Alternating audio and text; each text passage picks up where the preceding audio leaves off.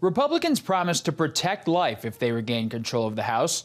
Bills attempting to do just that hit the House floor this week, with more likely on the way. Pro-life tracking groups say at least 78 crisis pregnancy center attacks have happened since the leak of the Supreme Court's Roe v. Wade decision. While the violence is evident, Louisiana Congressman Mike Johnson criticizes the lack of response from the Justice Department. You had all these, pro-abortion groups that engaged in violence and vandalism and intimidation openly in front of the cameras and all the American people. And they torched and vandalized and destroyed property of pro-life organizations and churches and groups and pro-life centers.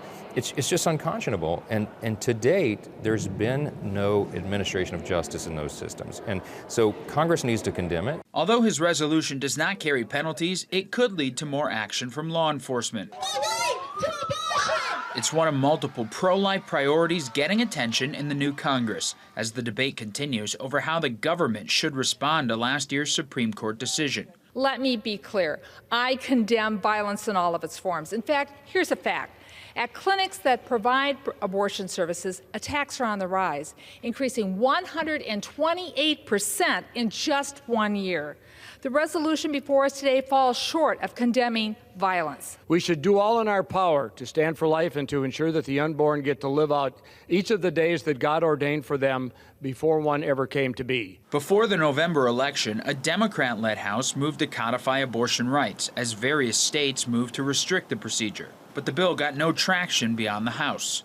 Now a Republican House majority looks to pass more bills protecting life. While Representative Johnson doubts they'll make it through the Democrat-controlled Senate, the GOP is playing the long game. I think we have some work to do, but I think there, for example, the condemnation of the violence against pro-life centers, that should pass the Senate. Who could go on record and say they think that's okay? So we'll present to them some challenging things. If they're going to vote against it, I think the voters will take that into account in the next cycle in 2024. Codifying the Hyde Amendment to permanently ban any federal funding for abortions is also set to be an early priority for the House. Still, some Republicans have already called for more work on bills that support women and families with unplanned pregnancies, bills that could have a chance in getting bipartisan support.